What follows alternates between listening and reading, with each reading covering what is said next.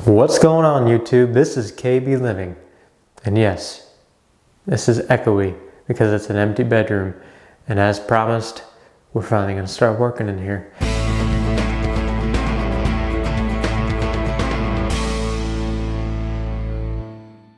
So, this is my son's room. My daughter's room is over there on the other side of the wall. And I got it to a point where it's about ready to start mudding. The only thing we have to do first is we have to go up into the attic, rather, and we have to put these 2x4s right here for the ceiling, for the in between the joist. That way, because right now in between the trusses, they're 24 inches on center. So in between it is very, very bouncy, and I think that is some of the reason why it may have cracked. Along with this was a smoker's lair. Before we bought it, one lady had built this house and smoked in it since 1995. So that was great. Anyway, between that and, you know, I mean, it's not poor framing, it's just how you do it.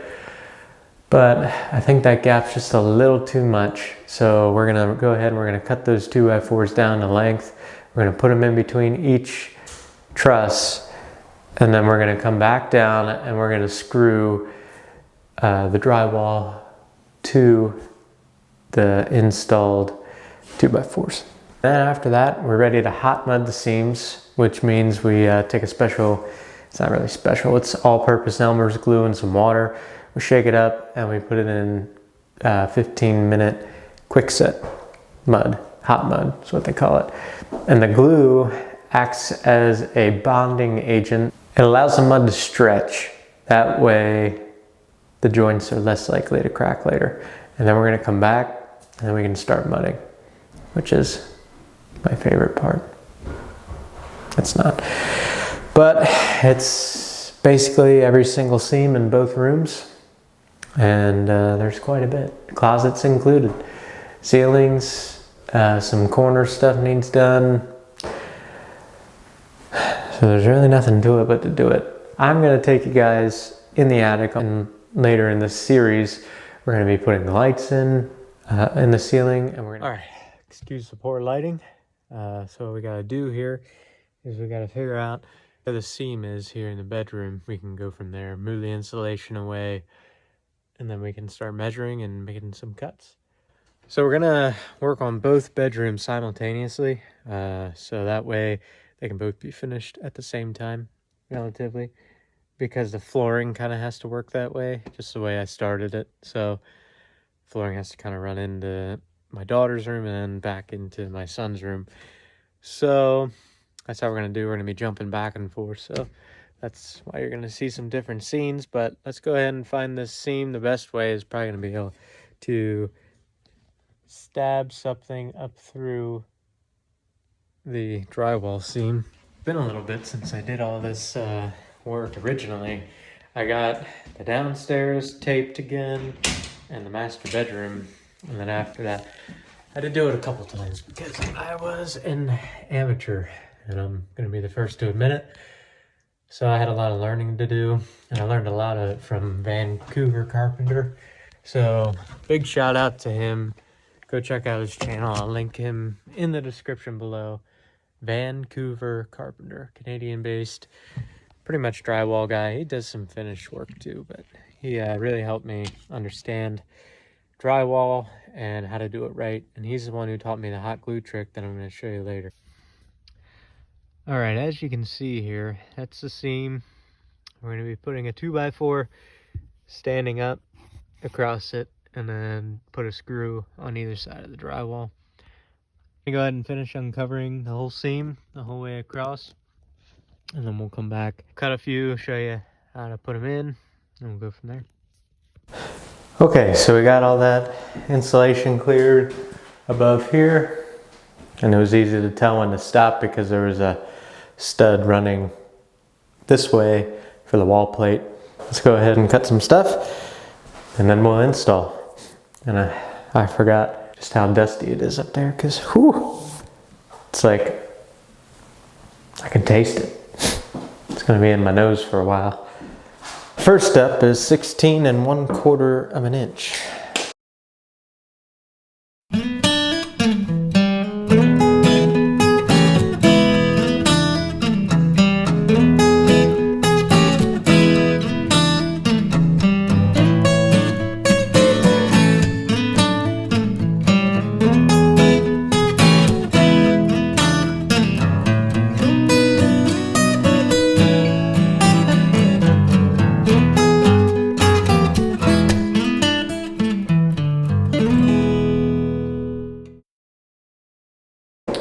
All right, now we got all those done. I'm gonna go ahead and put them up and bring you guys in, show you what I did, and then do the other side off camera. You don't need to see it twice. Then we'll come back and start screwing in from down here. Okay, so I got one of these in here, and this is gonna mirror the other side as well on where the wall plates are. You're gonna have to run them inside ways like this. And because this is the first one I put in, I was able to screw in from the back. Now the rest of them, of either side of this, the brace I'm putting in, I'll have to run a screw. Then I'll be able to like run them in the back side. Next one, repeat. So I'll show you one of the middle ones, and then we'll go from there. All right, so here's one of the middle ones. Screw up there, screw over there, don't mind the split. And then I can screw back there. So I have 2 more to go, and then I have to recut one because I wrote 21 instead of 22 5/8. So I'll be back. All right, 25 years later, we got those 2x4s up in the ceiling. So those are done. Clean up the mess. Now we're ready to start screwing the drywall to those 2x4s we put in. We'll do both rooms, and then after that, it's finally time to start mudding. Which I'm excited about, but at the same time, I'm probably a little rusty, but you know, that's okay. So we're just gonna keep getting at it here. 2 sets of screws in each cavity. That'll probably be sufficient. I got my impact here with a special Phillips bit on.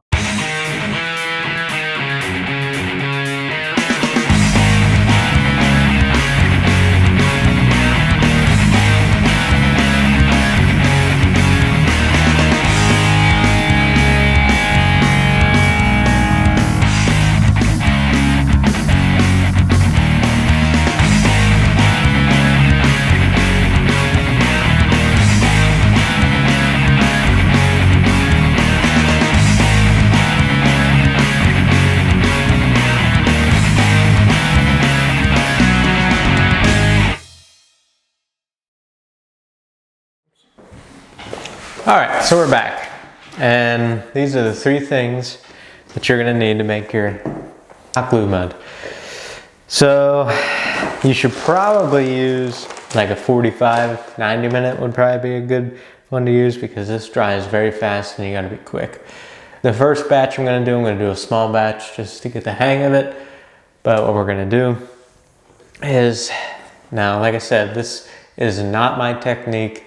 I learned this from Vancouver Carpenter, and like I said, I will link that video in the description below, or I'll put it right there.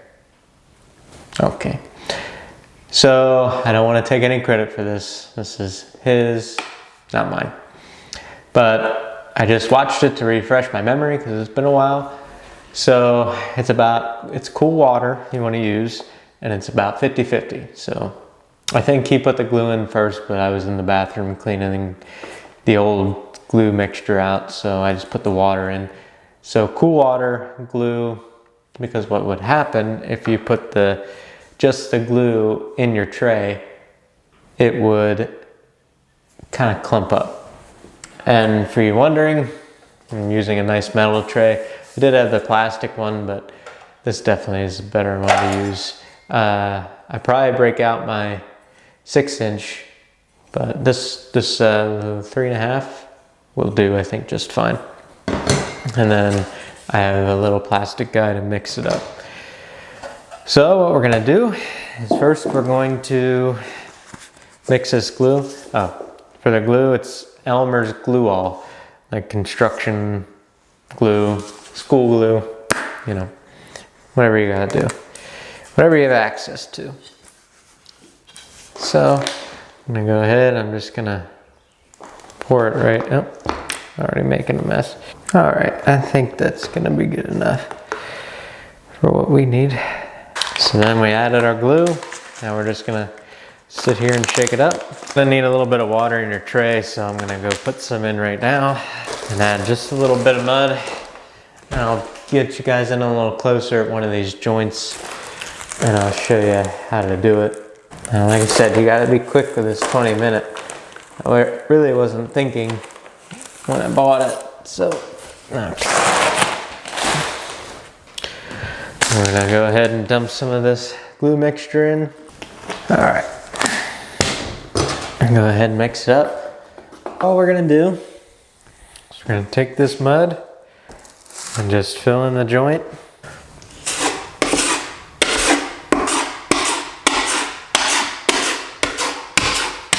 Make sure you get a good squeeze in there.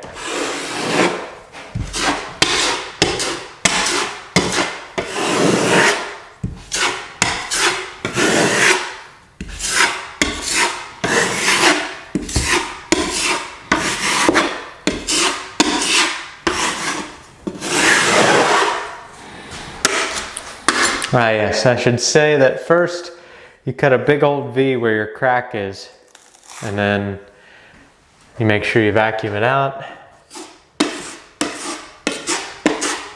And then you can go ahead and put the mixture on. So this is going to shrink up quite a bit. So, I mean, I'm not going to be taping tonight. It's getting a little late. So hopefully I can get all these joints filled. And even just working it like this, I can already tell that it's setting. So I'm gonna try and get all these joints filled in. And then tomorrow, hopefully I can do a little bit of taping.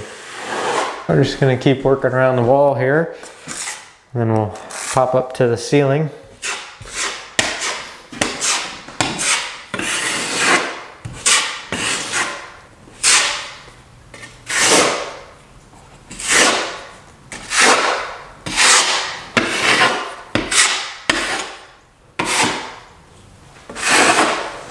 Now you want to make sure you get it scraped off pretty good because you're going to be putting your tape back over this. So before you do, you're going to run your 6-inch across.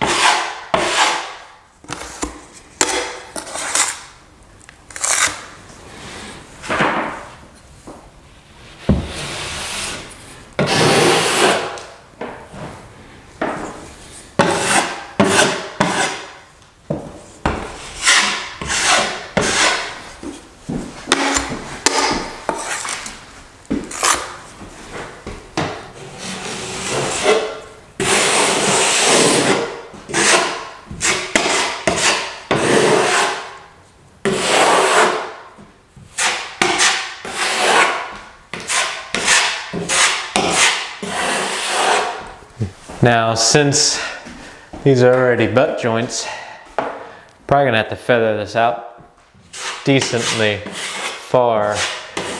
What I've noticed in this house is that I don't think they put a lot of mud on the seams, which is good for me, but if they maybe would have done it right in the first place, I wouldn't be doing this anyway. So this is gonna shrink, like I said. So don't be surprised if you come back and it's looks like it's sunk in. That's okay. You put your mud on to set your tape. It's not gonna be a big deal. So, because you'll fill it back in. Now, I'm kind of a perfectionist, and my wife knows this. So, this is my kid's bedroom. So, I know I'm going to be doing some fixing anyway before we sell the place. So, yeah, this is really already setting up. And I still have a ton left, so I'm going to go ahead and finish the rest up quick. And then I'll show you what it looks like when it dries. So I got all those joints filled up, good to go. So tomorrow, we're gonna go ahead and do some taping, I think. Like I said, I think we're gonna start with the ceilings, and then we're gonna come in, we're gonna scrape off all the raised edges, and then we're gonna come in, set tape. All right, so you can see, it kind of shrunk up a little bit, which is good. Because when we come back and fill it with actual mud and tape, it'll stick really nice and won't crack. This is what the bedroom looks like right now. I'm gonna make it a point to try and clean up every day after I'm done. Makes it a little easier at the end of the job. Basically all we're doing in here is we're doing the retaping the seams, and you can see them all, and you can see all the patches that are in here. It's because it was another kid's room, and they had a bunch of like stickers and thumbtacks in the wall, so it was a lot of patching that the first go around. And the first time I did all this, I thought this room was finished a long time ago, but then that was before I knew everything, and all the joints had cracked. And I was really upset. I just shut the door and pretty much forgot about it. But I learned what to do. It seemed to work very well in the master and the living room. The kitchen actually, knock on wood, I think there's one coming through on the wall, but I think we're just gonna let that go while we live here, because I've taped just about every other joint. Hallway stuff I did. What's going on, YouTube? After reviewing some of the footage of this first episode of the DIY bedroom remodel, I realized that I didn't have a good ending. So I just want to thank you for watching. Make sure you stay tuned for the second part, because you're not going to miss it. We're going to be mudding, and we're going to be getting ready for paint. As you can see, it's already mudded, but the next episode will kind of show you how I did it. So make sure you stay tuned. You're not going to miss it. Make sure you like and subscribe and leave a comment below, and I'll see you guys next time.